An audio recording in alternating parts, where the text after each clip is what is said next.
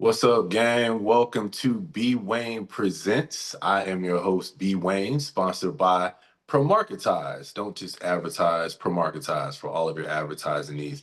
I'm very excited today because I have a good friend and colleague that I'm meeting up with.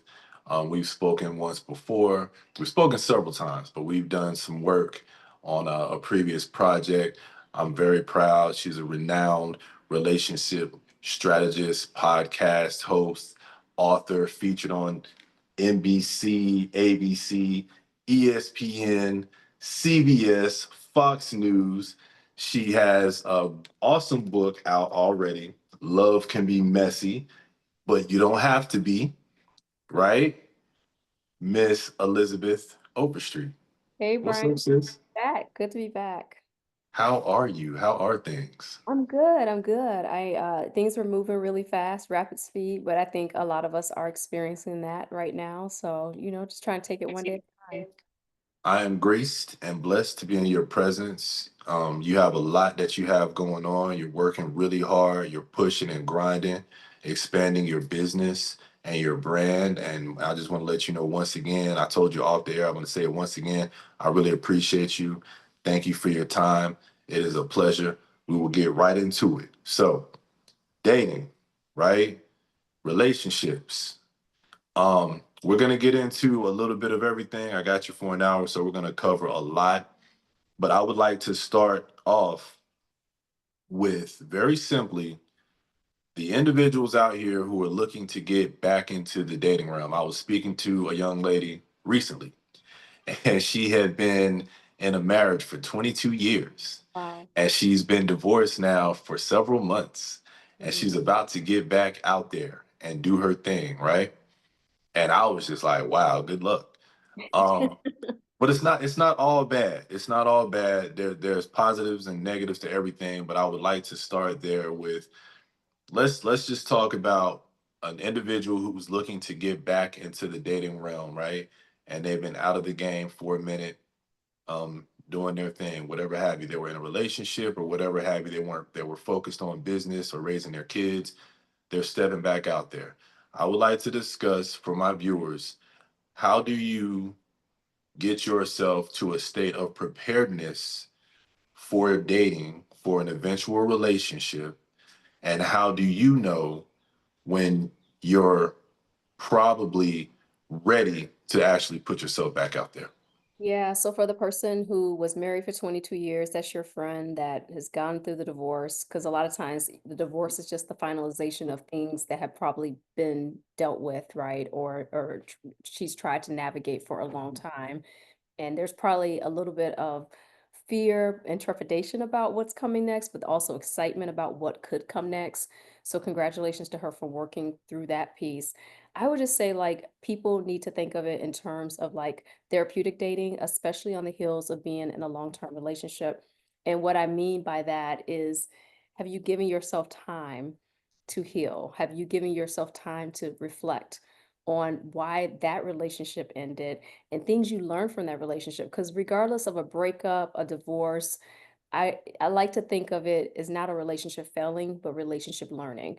And no one really teaches us how to have relationships. It's kind of just hit or miss, trial and error. And so I would, implore her to just think about, okay, want to get back out here. What's making me have that need? What am I looking for?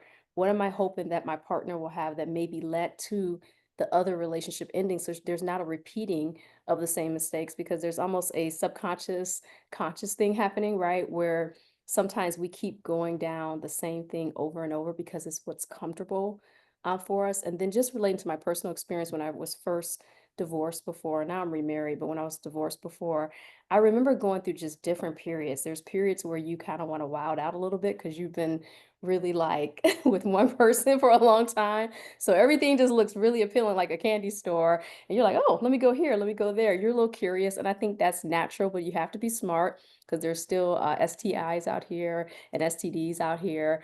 And yes, I know some people get to an age, you're like, I can't get pregnant, but you can still get a sexually transmitted disease or infection. So you need to still exercise caution. And plus, that's a whole nother show. Connecting with someone physically, there's an exchange there, right? So you have to be careful of the energy you're connecting with, the people you're connecting with. The other side of it is like knowing what you want. If you don't know what you want, it's like that saying you'll fall for anything. And I think it's the same in relationships. So if you don't have a North Star of like, okay, these are the characteristics. I need someone who's honest. I need someone who's loyal. I want someone who's compassionate. I want someone who's consistent. I want someone who has good emotional regulation. If you don't have these things in your head, it's very easy to be on someone else's will in a way, because you're like, okay, I like this person, but like they want this, but you're not clear on what you want. So I think taking all those things into consideration are super important. So how do you get to a point where, well, let me say this, let me ask you this. When it comes to knowing what you want, right? And setting your boundaries and your expectations, what we typically do is we base it upon what went wrong the last time, Mhm. right? Is that the best way to go about it? Is that healthy, or is that a byproduct of dysfunction and there's a better way to go about that? I think that's a byproduct of dysfunction. And, even I, as a relationship person, I often seek out people to talk to about things too, because I just think we can't always see ourselves. And one thing I learned and worked with a coach recently was the thing around thinking traps. So, thinking traps are pretty much like this happened to me before. So, as soon as I see this again, I immediately jump into a mode of like, it's going to be the same outcome. And that's not necessarily true. So, an example of it in a relationship is I didn't my ex, I couldn't trust them because they weren't honest.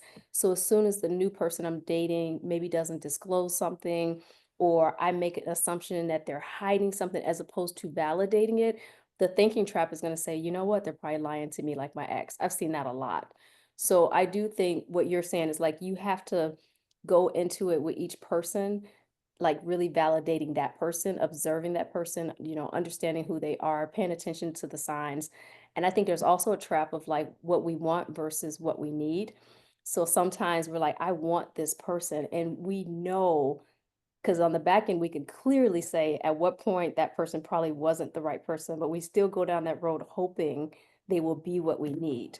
So it's really important to just pay attention to how people show up. Like people will tell you and show you who they are, but sometimes we're very naive in thinking we can change them, or we're naive in thinking, okay, well, maybe I could put up with that because they do have this thing, but they may not have the core things we need, which is why I'm really big on people understanding what are the core drivers that you just have to have from this person you're in a relationship with, because when things get hard, those core drivers are what gonna keep that relationship going. But those things aren't there, even though they may have some other desirable characteristics, if they're more superfluous characteristics, that relationship is gonna eventually fall apart.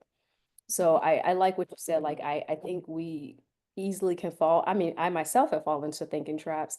And I think a lot of us can, because there is a thing you hear people say, well, I've seen this before. I know what this rodeo is. And you might see certain things. I'm not saying that there might not be validity to that. I'm just saying really make sure you're validating it, not based on what's happened, but with that particular person or that particular relationship.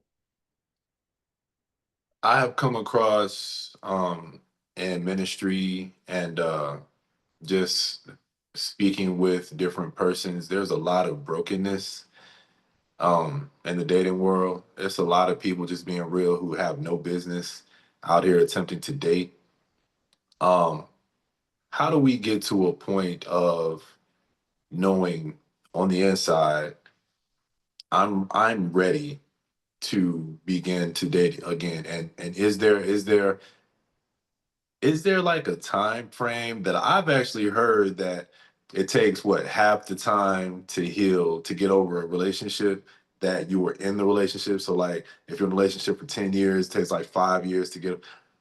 I actually think there's some truth to it based on some of my past experiences. But in your, what do you feel is there kind of like a standard amount of time, or if not, or whether either way, how can a person get to a place where they feel safe going out and putting themselves back out into the dating world? Yeah, I think that's so funny because it's the extreme of you got to get up under the next person as soon as you can to get over the, the last person, and then do it as much as you can because that'll make it go away, which it won't. Doesn't work. Does not help. But then I agree with you that there is sometimes time just needed, like because Yeah. when you're in a relationship and you're really ingrained in that relationship, there's so easy to lose a sense of who you are. So I almost feel like you almost need a pause, and that pause will look so different depending on who that person is. But I feel like you need a pause to like reflect, be introspective, and just kind of be like, okay, who am I at this point? Because each relationship, if we think of just our relationships in our 20s, our 30s, our 40s, our 50s, we're different people at different those different junctures of our life. And so I think coming out of a relationship in each of those stages, you need time for reflection and just self-assessment and just really getting close to who you are. Another thing I think is like as much as we want to protect ourselves and have some like structure around, okay, it's year 1.5 since this breakup, and okay, I think I'm ready now. You may go out there and feel ready, but then you might try it and be like, I'm not ready. And that's okay. I don't think there's like always a rhyme to reason to things, but I do think we can have mindfulness, meaning we could pay attention to how we're feeling about it. Like, are we feeling anxious about the person, or are we feeling connected to the experience? Are we just in it for like that moment to see how it evolves? Like, I think all of that is dependent upon the person, and I can't really give a fair timeline of what that looks like. So I think it's about you knowing yourself, understanding yourself, but paying attention, like once you step out, okay, I'm not ready for this. Like I don't think you should be in a situation of forcing things. And then I think the other piece is vulnerability. Like relationships and love are risky. And I did a TEDx talk about this, the economics of love. And I said like the dating industry is a multi-billion-dollar industry, but when they really looked at the percentage of people that connect off of dating apps, it was less than 30%. And then when you look at the statistics of marriage, like it's hard. The first marriage, up to 44% of those relationships end. And then it just gets harder. Like Higher. it's like 60%, I think, or almost 70% when you get to second and third marriages. So Right. I say all that to say is like when you look at the odds really aren't in our favor, but I think we are just predetermined for companionship and love, which is why each time it shows up, we're still willing to be like, you know what? There might be a 30% chance this is going to work, but we're not looking at that. We're like, I'm going to be the person to break through. So I think that's the beauty of love and the hard part of it. There's a lot of vulnerability, there's risk. And I think the only way to mitigate or to balance out your risk is to really have a good sense of yourself as much as possible, but it still doesn't mean you're not going to get affected by things. And I think having that understanding is important. But I think if you know yourself and you do the journey of understanding what didn't work and the things that you were disconnected on in your last relationship, I think that can help you still navigate yourself out of things a little quicker. And I think that's actually why relationships end quicker on the subsequent marriages and things like that, because I think people actually get better at saying, you know what, nope, I can't do this. Right. I see this and I'm trying, but I just can't push through. So I think that's actually the positive side that we don't always talk about or think about. So it comes down to making sure that your partner is equally equipped and as prepared and as knowledgeable and emotionally intelligent. Yeah. Yeah, let's talk about emotional intelligence. Like I think we look at characteristics, we look at kind of what love is like, not even looking, it's like feeling. It feels good. I have fun with this person. Like physically, we're attracted to each other. There's good energy, there's good intimacy, compatibility. Like I think all of these things can like play into our decision to be with someone. But I remember listening to another relationship expert actually, and I love the way that he talked about it. He said, do we look at emotional fit? And emotional fit is like, okay, I'm with this person. Can they regulate their emotions? When they're having a bad day, how are they communicating to me? How are they interacting with other people? Can they still be compassionate in their lowest moment? Can they recognize like when you're showing up for them?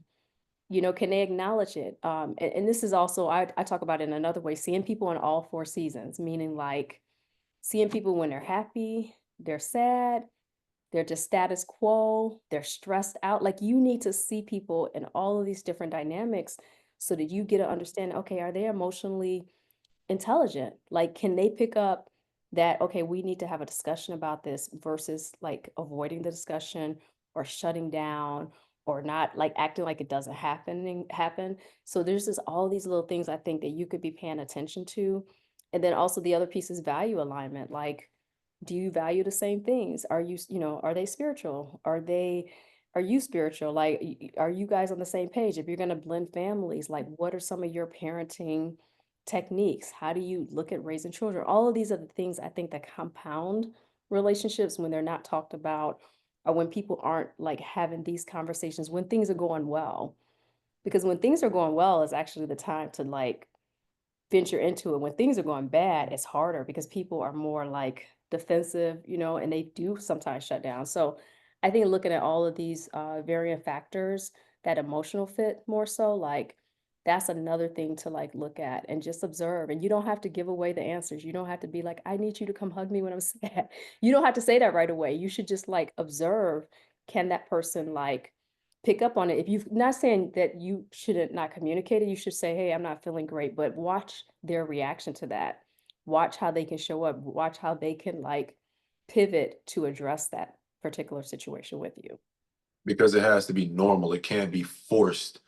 There are the person has to have the emotional intelligence, the awareness, the willingness to adjust to accommodate their partner. But a person is also going to revert back to their natural state. And Yes. if you have to force him or her to act in certain ways each time you need something from them, it's going to be more difficult to deal with that individual as opposed to someone who intuitively, instinctively does those things naturally, Does it. right? And I think, like, my sister said it best because she's, like, dating and stuff like that. She says, "Sometimes we're not used to having a quality partner because we have so many garbage partners." And I like the way she just said it like that because I was like, "That's true." When you don't have a high quality or you have a garbage partner, you don't know what emotional support looks like. You don't know what someone really communicating through conflict looks like. You don't know what repair looks like in a relationship. You don't know what like it just looks like to have an actual compatibility beyond the things we sometimes look at, like the physical and what that person may have to offer, because those are the other factors that really enrich a relationship. So I just think like what you're saying is so on point that people just have to be aware of these things and pay attention. And I think another thing I noticed is some people are so good at the startup of a relationship. Of course, we all know in the beginning we're like on our best behavior. Chris Rock jokes about this. You're meeting their representative, their politician in a way, because it's like they are the best of the best. But what is really key is consistency and looking at the longevity, meaning like what does it look like past the honeymoon period, the first few years. And I think it's worth investing the time because you do want to just see, can someone be consistent in the way they interact with you? Because if you're talking about choosing this person for the rest of your life, that's what it's going to look like. You're going to see them every day, mostly, unless you're in a long distance situation. You're going to be around them. So, like, getting a purview of what that looks like is key because I think the people that are good at the beginning of the startup, they falter after a while. They come in hard. They're love bombing you. They are making you feel so great. They're saying all the right things. But I noticed, like, in my own dating experience even, and in the people I work with, after about a year or so, even before then, like, at the 9-month mark, you'll start seeing some signs, if they can maintain that. So, I don't know, I say the soft startup is better. Someone is just kinda, like, slowly showing you more and more, and you're like, "Oh, this is impressive, like, there's more to this?" That's actually probably a better startup than the person that's like this, that just declines, so quickly. I It took me a while to get to this point, but I didn't really understand why you would have individuals who, I mean, I guess it's commonplace, it's human nature. It's like, all right, like you refer back to Chris Rock and dating a representative, right? So people, you want to put your best foot forward, yes, Mhm. but there's a whole nother persona. You look, you're 100%. You look your best. The game is on point. The affection, the love bombing, and then you're doing cards and candies and flowers and all this stuff, and then little by little, everything gradually decreases, as opposed to going about it the opposite way. Like, look, you see a young lady and like, look, I'm ponytail, t-shirt, sweats. This is me. Take it or leave it. It is what it is, and you know it can get better from there. And Right, I right. think that's a cultural thing. I don't know if there's anything we can do about that. What? How do you feel as far as representation? Being the line between just being your authentic self and putting your best foot forward when you're first getting to know someone, not going overboard, not putting too much into it, but seeming interested enough. Just it kind of, the lines get kind of blurred. What would you say to someone as far as that goes about how much of themselves they should give, how much of themselves should they put out there as far as vulnerability when they're initially dating? I would just say pace yourself. Like I think we have this natural thing of just wanting things to happen really quickly. But I always tell people, think about that friendship you have with someone or the relationship you have with that special aunt. That Build up over relationship time. you didn't yeah, or that uncle, it didn't come like, oh, you weren't just out the belly and like, "Oh, this is my favorite aunt or uncle." It was like over time, it was experiences you had with them. It was like doing certain special things with them. It was really the quality time, the emotional connection over time that built that relationship and that really cemented that like, yeah, this is my favorite aunt, low key. This is my favorite uncle. This is my favorite cousin. This is my best friend. And even in those relationships, there were ups and downs. There were things like my grandmother, who was my favorite grandmother, like, I won't say who that is, even though everyone they're gone, but I don't wanna offend anybody, but, like, the thing I loved about her is, like, she said she had difficult conversations with me. There were times I wasn't making great decisions, and she would write me a letter and let me know about it, or she'd be like, "Come over, we're gonna eat." She'd make her a special pie, and we're gonna talk, and it didn't diminish the relationship. So I feel like, we think we get so caught up in, like, "I gotta, like, do all the right things," but I think love is like my book, love can be a little messy. Like, there's gonna be things that are not gonna be pretty in the relationship or things that are not going to be perfect, especially if like you meet someone, you have children together, like you kind of see them in all aspects, right? Like that's just living with someone, being with someone, being married. And so I just think we have to be more realistic. So I'm not saying if it's your thing to like look a 10 all the time, that's your thing. Like some people are geared that way, and I would never say to diminish that.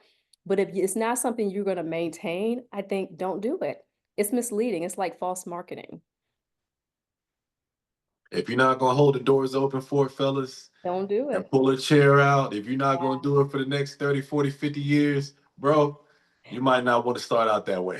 I have a Do it story on about special that, like occasions. yeah, I had a guy like that, I was really I'm like, it's funny, I have, like, some progressive thoughts, definitely, but I definitely have some traditional ways, and I remember saying to him, like, "It's very important for a guy to open the door for me," and I just remember, like, he did it, but then after a while, he's like, "I didn't even do this for the person I was, like, married to before or something," and I was like, "Okay," like, and they start to resent it.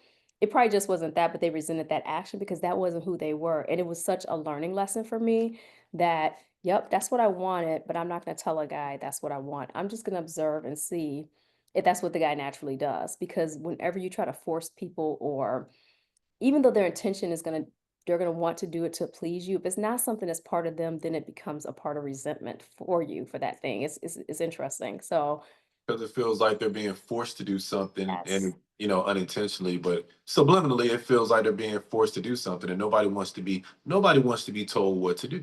Even Yeah. something as simple and gallant as holding the door for a beautiful woman, a woman that you care for, is if it's not, it is hard to do, then he's going to eventually, like you said, he's going to resent continuously having to do it. You brought up uncomfortable, like you were talking about your grandma, you said uncomfortable discussions or conversations, and it reminded me of something. How important is it to have those, like, in a business arrangement, a friendship, a working relationship, whatever it is? How important is it to have those uncomfortable conversations and uncomfortable discussions early on in a relationship? I think very important because again, you're more primed to have them. Like, people talk about like even prenuptial agreements. I think the best time to talk about a prenuptial agreement is in the early phases of when okay, we probably this is getting serious, we want to get married, versus waiting to the moment or close to the moment and then putting it on someone. Too late. Because you're actually doing it from a good spot of like, hey, This is why how I'm thinking about the future, and I want to make sure we're both taken care of, but like this is some of my concerns. It gives you a sense of a couple of things. Like, and I'm just using that as an example. It tells you how that person feels about money. It tells them you how they feel around having, talking about a touchy topic, because money could be a touchy topic for people. It tells you how their reasonableness will be, their rational side will be. Or if they, because if they immediately shut you down or they immediately just go off or they become very defensive, this is an indication not just about the prenuptial agreement, but also how they're going to handle other situations that will be touchy topics. And within any relationship, you're gonna have touchy topics. You're gonna have topics that just that couples, for whatever reason, they just sometimes can't resolve. And there are exceptions. There are some couples that get together and they're just like, they get each other and they're on the same page. And but I just think that's a smaller subset. But I'm sure they too, because I've seen this and grown up with a lot of couples that were married a long time, aunts, uncles, my parents, and I'm talking about 60-year marriages and 50-year marriages and 40 plus. Even in the compatibility piece, there's still gonna be little things that are irksome about a person that's just that you're with. I think that's just the nature of human nature. Even when something's good, we just have a tendency to be like, "Wait a minute, but I don't like that one thing." I mean, like, we could have a job or a hobby or a situation we like, a car, but we could be like, "I just don't like that the car does this." Like, we always tend to find the thing that's not going the way we want it, and that becomes kind of our focus versus all the things that are going the way we want. So I think early on you should be having those conversations, and I think again that gives you indication of emotional fit. How do they regulate themselves through that conversation? Are they curious about it? Because that was another trait that was mentioned in emotional fit. Are they curious? Like, people who are curious, they don't always jump to conclusions. They actually lean into things like, okay, explain that to me. I want to understand. You actually want that because when there's a dark moment in your relationship, you don't want to sometimes have to like tell your partner everything. You want them to be curious enough to seek it out. So I think, having those conversations earlier again just gives you an indication of like, what's this person's disposition? How do they handle difficult moments? What's their style? Do they engage in conversation to resolve it? Do they pull back? Do they totally react in a way where they just shut you down so you feel bad about even having the conversation? All of those are early warning signs of things that will probably persist in the relationship because that person is showing you who they are. Let's talk about you. And I maybe should have I jumped into it, and I maybe we should have done this earlier on, but it's appropriate here. Yeah, nevertheless. So let's talk about who you are, what you do, and why what you do is so relevant today and so important for individuals who are looking to get into a relationship or individuals in relationships. Yeah, so I mean, a little bit about me is I was married the first time when I was really young. I was young and in love was my first love, and I had a daughter from that marriage with my ex-husband, and there was just a lot of learning, a lot of things we didn't know. Like me and my ex-husband learned to co-parent well after the divorce, but we talked about it. Like we didn't know how to be married. Like we didn't know truly like what that entailed. We knew it was something we wanted, and I knew from like some modeling and him from some modeling of what he saw, like what it might be, but we just didn't have like awareness of those things. Couple that with like my parents, they were married 57 years, my grandparents 60 years, aunts and uncles 40 plus years. I was also picking up certain signals around relationships. So they were giving me a sign that love was possible. And I thought like, okay, I'm around them. This should be easy for me, but it wasn't. um, I'm human like you guys. So like I made a lot of mistakes. I went through being divorced after my first marriage, dating as a single parent, being out there again, like so I can understand the person that's like going, that's been married for a while. Because I was married to my ex-husband for a while. Then I got back out there and I was like, what is this? Like this is hard. And it changes every so many years, as you know, Brian. Like it's like, 5 5 years will pass, there'll be another thing. You're like, what is this next level of dating? Um, so anyway, I've had those experiences, and now I'm remarried. I'm part of a blended, we have a blended family.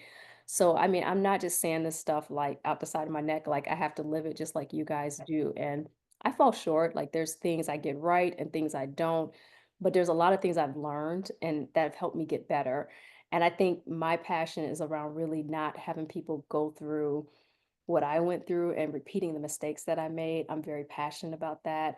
I hope to focus people on really practical things at work because there's a lot of fluff out here and people talking about things who really haven't lived those things. And it's no knock to them, but I think it's hard. It's almost like being a professional basketball player and then talking to someone who's not a professional basketball player, but they play basketball. And they're like, I understand what your world is like. No, they don't. So I feel like you would be more inclined if you want to be a professional basketball player to talk to someone who's been through those ups and downs, who's figured it out to some extent versus relying on the non-basketball player, even though they may have some good insights. And then I also think my focus is a lot around just like helping people, like you call me the relationship strategist, and I think of myself that way, and also like a relationship engineer, just thinking about things that we don't always think about that could build really good relationship practices. And I think it not only affects like your relationships when you build good relationship practices, but it affects your life because you interact with your kids better. You interact with your peers at work better. You interact with your friends, your relatives better. So it makes you just it to me it's a domino effect and a cumulative effect that if we can get people thinking more about healthier relationship practices, it really could change our communities and the way we just interact with each other overall. So it's not just the romantic relationships, but the non-romantic relationships that I think are important. Being a relationship, and I love that that's what you consider yourself, because I don't know that I've come across the term before I met you. So being a relation, there's coaches and matchmakers and there's therapists and there's counselors, but a strategist, Mhm. right? Why is that important? Why should we think of a strategy when it comes to dating and relationships? Look, I mean, if we go to start a business, we don't just go and, well, some of us do, but that doesn't always work out well. But we don't just go and say, I'm gonna start this business. We're like, okay, let me get a mentor. Okay, let me go see where I can get a loan. Okay, let me research this thing I'm starting a business about. Okay, what is my market gonna be? Who's gonna buy my product? Okay, what's gonna differentiate my product from other products? Okay, what are gonna be some of the hurdles I have in this situation? So like a lot of things in our life that we do, whether it's like getting in shape or decide, okay, I'm gonna lose weight, there is a strategy behind it, or whether it's endeavoring to run that business, there's a strategy behind it, or I want to get to this level in my career, there's usually a strategy behind it. But then, like on the other side, when we think about our relationships, we're just kind of like, okay, it feels good, I'm in. And then on the end of it, we're like, oh my God, I got burned so bad. And we're like, why did that happen? And I think it's because we're not thinking of like, how do I strategize in a way? And I'm not saying you could strategize love completely because sometimes who we love is who we love and we don't know all the reasons. There's not always a rhyme or reason. But I think within that relationship, you can certainly set ideas around like and practices of how to make it better. And that's the strategy. Like, okay, how do I make sure I know I'm someone who's a bit anxious about the way I communicate something? How do I like put techniques in place so that I can help my partner understand that and I could give them space and a way to reassure me so my anxiousness doesn't ruin this relationship. Or I know I tend to run away. I'm a self-sabotager. Things are going well, and I'm like, uh-oh, got to create some havoc here because that feels good. That drama, I mean, that's that like adrenaline's feeling good, because I'm used to the drama. This is boring. Understanding that and having a strategy in your brain when that happens, that's important because then now you can say, uh-oh, I know I'm geared towards this because if this was my norm for so long, but now I recognize that situation, me being that way got me here, here, and here, and that wasn't where I wanted to be. All of that is strategy. It's just looking at it from the relationship lens. And I can't stress enough, as you talk about people self-sabotaging, and there's just a lot of poor habits and there's a lot of brokenness. um y'all got to get healthy. You got to get emotionally well before you get out here and call yourself trying to date somebody. Whether you're even if you just you just want to go out there and kick it around a little bit, people's feelings get involved, and it can go left really, really Really quickly. fast. I have seen some stuff. I'm sure you have as well. Women recovering from being stalked and being abused and dealing with narcissistic types, and just all the time dealing with childhood traumas. And now you've stacked on the last 10 guys, thinking that you're going to heal from that childhood trauma, and all you've done is compound it. So there you got to hit the reset button, take some time yourself. You cannot be afraid to be alone for a time to get healthy. Um, I personally feel that rom-coms, romance novels, fairy tales have done as much damage to dating and relationships as almost any other entity out here besides, Satan, right? How do you, as a, you're talking about being a relationship strategist, how do you separate how I feel from what I believe or think without being, too cold?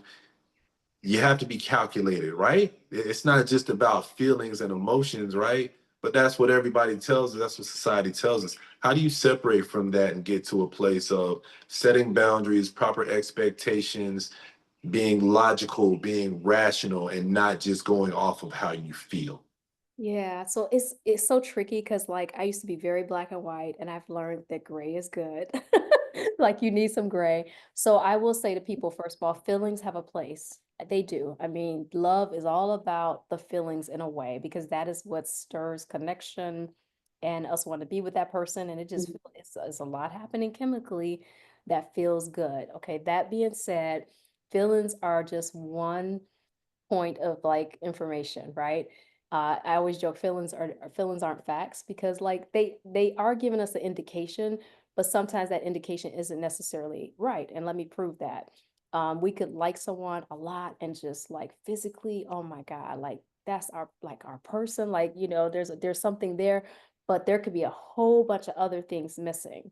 So we're around them, it feels good, but like maybe the communication isn't healthy or maybe the interactions are unhealthy when there's conflict, or maybe there's certain behavior or patterns that are just not good in a relationship, but it feels good. That's one of those points where it's like, yeah, you're feeling good with this person in one way, but holistically, they are probably not the right match because there's all these other things that are off. So I agree with you that there is a place for feelings, but that's where mindfulness comes into play. So, like, the example I will give is like when we're really say we're stuck in traffic and that really bad, like, person that just, I shouldn't say bad person, but that person always hits their brakes, gets in front of you, you're like, God, like, or the person can't merge, get like, is like just, they can't figure out they want to come in your lane and you just trying to get to your destination. Your first feeling is frustration, anger, like tension, but then, like, you kinda have a moment maybe where you're just like, "You know what? Like, we're all stuck in this together, like, they can't really go any faster. There's other people stuck around me in this traffic.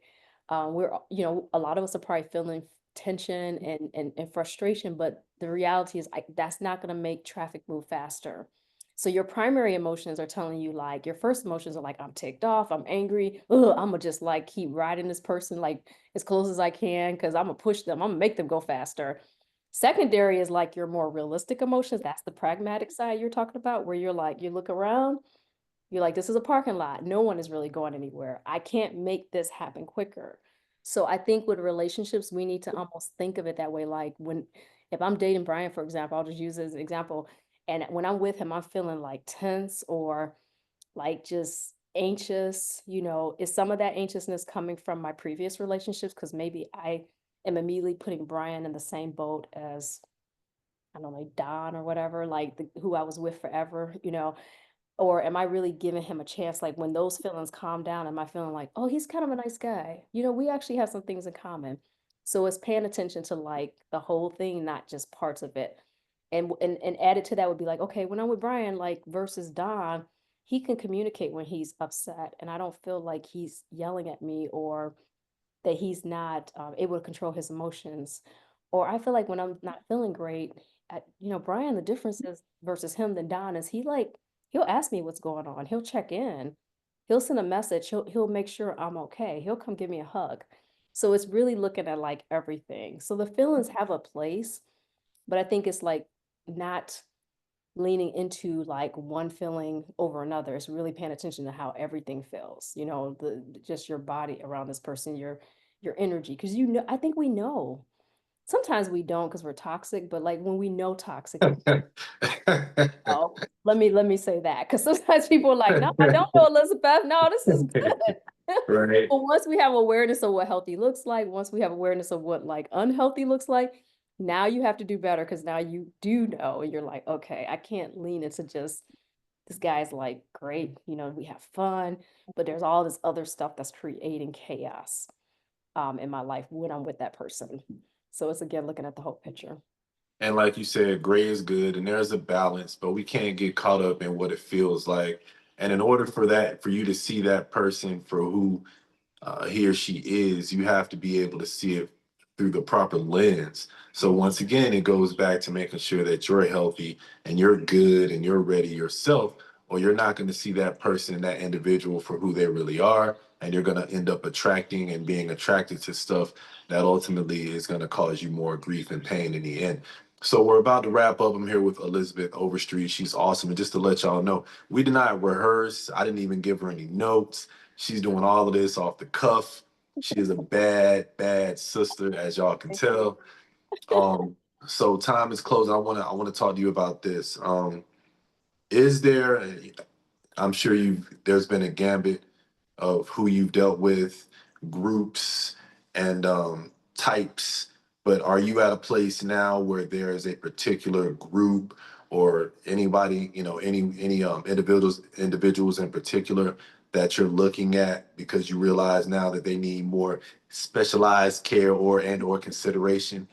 Yeah, like I work with couples and I've worked with individuals who are single and trying to figure it out. And I still have some of those clients I work with, but I really have been focusing lately on men because I feel like there's a lot of men that need a place where they can really get realistic feedback. I feel like a lot of the marketing that I've seen towards guys about relationships, like, you want more sex, do this. And I'm like, I know you guys want more sex. I could get that for you too. But I just think when the people are giving the advice, it's like very choppy of what it will take to get sex. And I think yes, you will get results temporarily, but I think what guys want is the result long term. And I find that a lot of guys, which I'm really proud of men for this, are finding their spaces where they could talk to each other. They're seeking out like talking to a counselor, a coach, whatever that looks like for them, a pastor, and they're trying to find men's groups where they have support. But I think it can help to hear the perspective of how a woman may think and feel from another woman. And I think a guy can get you there, partially, but not all the way. And I say the same thing. Like, there's things when I get certain clients I work with where if they need a male perspective, I am more than happy to send them to a male therapist because I do think there's things a male therapist will tell them about something that will be probably different than how I might see it because I am a female. So I'm really trying to work with men who are like either in a committed relationship or who are married who are trying to save their relationships because I do see that happening. And I have had some males I work with. There's still a real, decent segment of my clientele where they come to me and it is usually in those situations where things are just like dire. And I just don't want guys to have to feel like it has to get to a dire situation before they do something. And I think that's harder to get out of and to correct versus like you see things are kind of off and you could actually readjust a little easier versus when things just go off the rails and it's been years of it. I think it's harder because there's so much resentment that's been built up and people don't believe you when you're changing. They're like, you've been doing this for 5 years. Nope. So I'm really been centering myself on trying to work with men like that right now. I think that is so necessary because sis, I'm gonna be honest, it's pardon me, guys, we have been very toxic in a lot of ways for a very, very long time. Let me preface my statement with this. So this is my little disclaimer. Men have been very toxic for a long time, and I'm talking about centuries. I'm talking about since the beginning of time. We've gone through our stuff. We've gone through phases, and we've had eras where men were more gentlemanly. We've had eras where men were more manly, where men were more um, Barbaric. also, Yeah. absolutely, Yeah. and very temperamental and emotional. There are reasons for that, but I think we're coming out of an era where men were probably as toxic as almost any other time in modern history, and but there's been a shift, like right. for every action, there's an equal and opposite reaction. And I feel like now there's a segment, there's a large segment of men who are trying to get it together. Mhm. But because of our toxicity as fathers and brothers and uncles, and whether we were absent, not there at all, or whether we were there and we were toxic and we were abusive to women in every way you can be, there is a large segment, or at least there appears to be a very large segment growing of women who a lot of guys are just like, I'll pass on being in a relationship. Mhm. It's just not a good look out here with these women. I And agree. Like, I think it's some yeah, and you know me, Brian, like I'm balanced. Like I think there's women that are toxic and I think there's men that are toxic. And I think there could be healthy femininity and I think there could be healthy masculinity. And I think that masculinity has been diminished, because of some of the extremes of it. But I think like we don't want our men, I know I don't want my man to be like me. Like that's the whole point. Like I think it's the balance of what he brings that's a lot different than me. The way he thinks about things is a lot different. There's so much value to that. So I do agree that like there's so many mixed messages and the males I work with really trust me. So they send me the red pill stuff. They'll be like, what do you think about this? Like, and because there's the red pill, we all know on the internet of like the algorithm of information that certain guys are getting, and it is not positive about women at all. And then there's the same thing happening for females too, and where they're getting all the negatives about men. So like we're not talking to each other, we're talking at each other or about each other, as opposed to really having active dialogue. So that I think we can't fix unless we resolve like having these conversations, which is why I'm always like, we were just talking about it earlier in the interview, like it's okay to have these discussions. They could be respectful, they could be spirited, but we need to get that angst out because I do think everyone's intention isn't bad in a relationship. And sometimes we spend so much time with people who aren't good for us in relationships that by the time we get to a good person, we don't even recognize it because we've been with the garbage partner. So we just think everyone's garbage and everyone isn't garbage. There's still people out there. I see guys out there who are in my mental health space that really care about giving men the right tools and in the right direction as well. So it exists. And I see women out there doing the same thing for women. So I just think we do have to come together and start talking about these things.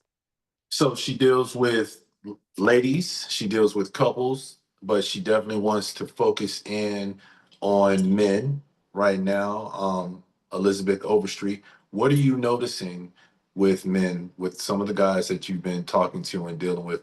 What are they saying about what they're really looking for and what they want, what they think, how they feel about what's going on out in the dating realm or what they've come across? What do There men want that yeah, you see?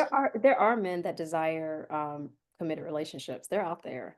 There are men that want women who are multifaceted, not just physically attractive, but, like, they have other things that are attractive about them, their personality, their nature, the way they carry themselves, their energy, their passion around what they're doing. Those guys do exist. I talk to them a lot. But sometimes because of the social conditioning for men on their side, everything's about like providing and protection. And it's not like multifaceted around the realms of like, what does sexual intimacy really look like? What does being physically supportive of someone look like? What does being emotionally supportive of someone look like? And so because those only the protect and provide has been there, it's like, okay, I can protect, I can provide. Okay, now what? And because there are women that will go for that, it gets kind of fed to them that, okay, this is okay, until they may get someone who's like, I need more than that. Like that's a piece of you that I desire, but I need you to actually be able to communicate with me too and to have emotional maturity. So that's that's the thing I see in men and the thing I'm hearing from men is like I want someone who's just not like idealizing relationships, like they're on social media and they think like this is the way a relationship should be. Or they're thinking if I don't put them on social media, it's not a legit relationship because they're like when I go legit, I really want to be in a legit situation. But they're watching all these things that women are doing, how they're operating in public, like there's a time and place to be, to have fun and to be a certain way, and there's a time and place not to. And the men that are really high quality, of course, like, and high quality to me is not like, oh, he's rich. high quality to me is like someone who understands their value, they're respectful, they're emotionally mature, they know how to show up in a relationship, they know how to be a good partner. Those guys, they know a lot of times what they desire. So it's very easy if you're dating them for them to just be like, okay, nope. They see things and they're like, okay, I'm gonna pull back from this. So those are the things like I've observed and heard from them pretty consistently. First time I heard that term, high value, it was the brother Kevin. Don't do that. Cut it out. Cut it out. My goodness. It No, was the brother. It was the brother. The first time I heard it, it was the brother Kevin Samuels. God bless his God rest his soul. Um, he made that term famous as far as I'm aware. What are your thoughts on him? The brother, he's passed. When He's you gone. said high value, okay, so there are things, so I made that face because look, like I said, I'm fair. There were some things about Kevin Samuels I agreed with that he would say, and there were some things I felt were very like demeaning and polarizing to women. But I think he put value a lot on like what a man had to bring to the table. Again, that societal thing of like, hey, if you make money and you're protected or protector, that's all you need to do. And that's not the case. Like, I mean, I won't say names. We could look at the richest people in the world right now. A lot of them had relationships that didn't work out. So they have the most money in the world. They could do anything for their spouses, but they still ended up divorced with, two, three, marriages, kids, moms, etc. So that is not just, and I'm sure they were able to protect as well, but there was missing components that didn't keep those relationships together. So like if money, and that's the only thing with Kevin, it was like, well, I got money, I have options, I can do this, I can get me a young chick, I can go out across the country, I can do this. But this is the thing, I don't care who you get, like, yeah, they might be docile and submissive at first, but everyone grows up, right? And that's where you see sometimes guys are like, well, I'll get a younger woman. Okay, you could do that. It's nothing against that. But she may grow up and eventually she may grow up and be like, nope, I want more than this, even if you've given her the money and the protection. So I think the thing I struggled with Kevin Samuels and things he said was just the fact of the underdeveloped piece, like of all components of a person, which we hear people talk about it, but not always go in detail. The financial security, the sexual, the sexual maturity, I should say, the spiritual maturity, the physical, the emotional. I feel like there's dynamics in all of us and we're multifaceted, but he was only touching on like sex and money. And I mean, again, looking at the richest people, you guys could go Google it or research it, and you'll know who I'm talking about. They still they have their struggles because it's not just about money and protecting someone. It's about way more than that to maintain a relationship. I think for a long time there are a lot of women who maybe probably settled for, or the standard was, if a man had money and he was good in bed, he could pretty much get away with anything. Yes, And yes. I think Kevin Samuels was kind of a throwback. He was kind of beholden to that archetype of a man, right? If he's got money and he's putting it down in the bedroom, looks good, 6 feet, and handling his business, power status, then that's all it is to it. And for a lot of times, for a long time, women perpetuated that because it's what a lot of women went for. But I think we've come to a place of enlightenment, and we've evolved to a point where we realize: are you emotionally mature? Um, are you able to communicate effectively? Are you able to be adaptable to your partner's needs? Yeah, And I would protection, provision, good sex, that's a part of it, but it's more to that, like you said. Go ahead. Yeah, yeah, and I mean, I would say even for women, there are some highly successful women and they can't figure out why they don't have why it's hard for them to connect with somebody. And they struggle with the same thing. Yep. You could be good at earning money, you could be good at being a mom, but you may not be a good partner. It's a different component to a relationship, and so I look at some women that are always like, they're highly successful and they're like, I got it. You'd be surprised at who's DMing me. Yeah, they may be DMing you for a moment, but they're not trying to marry you. They're not trying to have a committed relationship with you. It doesn't even have to be marriage. Like they're not trying to be with you for the long term because they see one component of you, the sexual piece or the successful piece. They're not, but they see you probably don't have these other components. It's funny how humans pick up on that. So I think it works, both ways. I'm gonna get you out of here on this. I'm going to end with your final thoughts, whatever you want to say. So you think about that. Again, this has been Elizabeth Overstreet. She's a relationship strategist. She's super awesome, as y'all can tell. She's got a great book. Love can be messy. You don't have to be. And it's basically relationship tips and hints. I read that. What's the part in the middle, sis? Yeah, just love can be messy, but you don't have to be, and it's relationship tips for couples and singles. So the first three people, and this information will be in the description when I release this pod, the first three people that book a consultation with Elizabeth Overstreet, they're gonna get a copy of her book, um, sponsored by Promarketize, my sponsor. So the first three people who book a consultation with the renowned relationship strategist Elizabeth Overstreet are gonna get a copy of the book. I've read it; it's an awesome read. So you'll get a copy of that book free, sponsored by Promarketize. You have been awesome. Thank you so much for your time, sis. Final thoughts, whatever you want to go out with, whatever you have to say to whomever. Well, I just want to thank you, first of all, for having me on the show. I always enjoy our conversations. I need to take him on the road with me because, man, he makes me feel like I could do anything every time I come on this show and you introduce me. So just like y'all, I need that energy too sometimes. I love what I do. That's why I've been doing it for so long now. I really just enjoy seeing people connected. And I just would say, think about some of the things we talked about on the show, just like really take some time for reflection, take some time to think about if you're that self-sabotager in your relationship, that guy is treating you well, you know he is, and you just picking a fight. Why are you doing that? Either way, woman or man, in the relationship dynamic. But just think about some of the things we talked about and use this so that you can have, higher quality relationships. Because like we said, no matter what the statistics are, love pops up and we're like, wow, okay, I'm gonna do it again. So we're gonna do it. Let's be strategic about it. Let's be thoughtful. Let's be mindful. Let's be intentional in the process. And if people, just want to learn more about me, and I definitely look forward to the people that book that consultation because I love to talk to people about just, helping them to have higher quality, happier relationships. But if you want to learn more about me in general, you can go to my website at elizabethoverstreet.com. All my social media of where I'm at is on my website. I have a lot of content there if you just want to explore. I like to give people other tidbits. So there's a book I read recently, which I thought was great. It's called If You're in My Office, It's Too Late. It's written by a divorce lawyer, and it's pretty much the reverse of all the things you shouldn't do in your relationship, but it's an awesome read.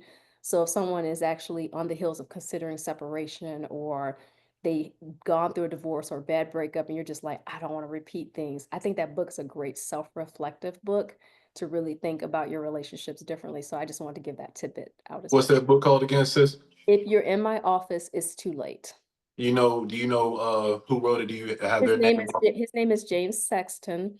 I'm not paid to promote the book. I just think like when there's good relationship books that people should consider them. And if you go to my website on my relationship toolkit page, so if you go to Elizabeth Overstreet and go to relationship toolkit, I actually have books and recommendations of services and things for people in relationships. So I do have the book listed there as well. But no, I heard him on like a podcast and I read the book and I just thought his advice was just very good because he's a highly successful divorce attorney, but yet the irony is he believes in love.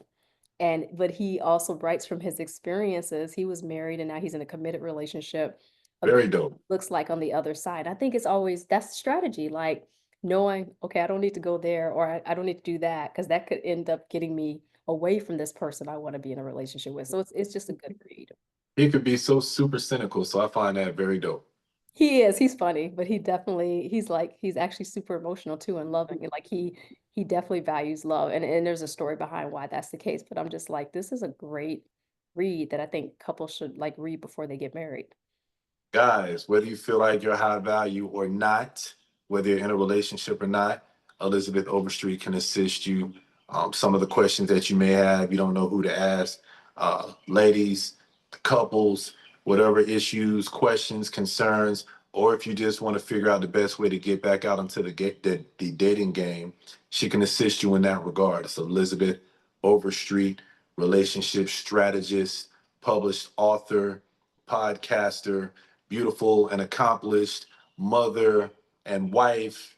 She's done the whole single mom thing. Now she's promoting her business and brand. So if she can do it, you can do it as well. I'm sure she has Yeah. hints and tips about becoming your own person stepping out into the stratosphere of being an industry spokesperson, a brand person, so a successful entrepreneur. So thank you so much for your time. I really appreciate it, sis. It's been a pleasure as always.